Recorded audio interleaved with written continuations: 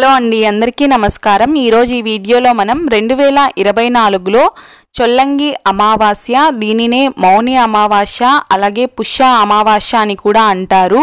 ఎప్పుడు వచ్చింది, అలాగే ఈ రోజు చేయవలసిన పనులేమిటి అనేది తెలుసుకుందామండి।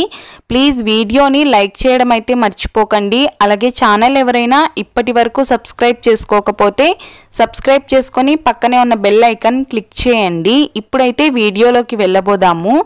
ముందుగా అమావాస్య ఎప్పుడు వచ్చింది అనేది తెలుసుకుందామండి।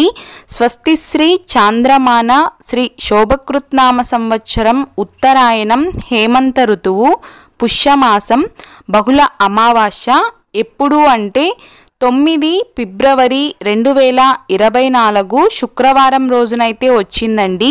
ఈ అమావాస్య రోజు చేసే నదీ స్నానం అవ్వచ్చు, సముద్ర స్నానం అవ్వచ్చు, లేదు మన ఇంట్లోనే చేసుకునే స్నానమైనా అవ్వచ్చండి। ఎందుకంటే ఇప్పుడు అందరూ కూడా నదుల దగ్గరికి, సముద్రాల దగ్గరికి వెళ్ళలేరు కదా, మన ఇంట్లోనే అయినా నదీ స్నానం, సముద్ర స్నానం చేస్తున్నట్టుగా భావించి మనం ఈ రోజునైతే స్నానాన్ని ఆచరించాలండి। ఏ సమయం లోపు చేయాలి స్నానం అంటే తెల్లవారుజామున 6 గంటల లోపే మనం స్నానాన్ని అయితే ఈరోజు పూర్తి చేసుకోవాలండి।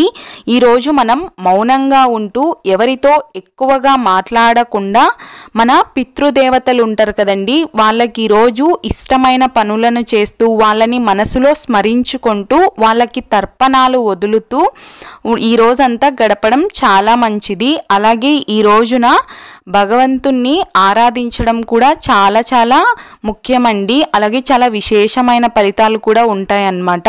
అమావాస్య తిథి లక్ష్మీదేవి పూజకి చాలా చాలా విశేషమైనదండి। చూసారు కదా, ఈ వీడియో మీకు నచ్చినట్లయితే ప్లీజ్ లైక్ చేయండి, అలాగే మీ ఫ్రెండ్స్ అండ్ ఫ్యామిలీ మెంబర్స్కి షేర్ చేయండి। వీడియో చూసినందుకు మీకు కృతజ్ఞతలు।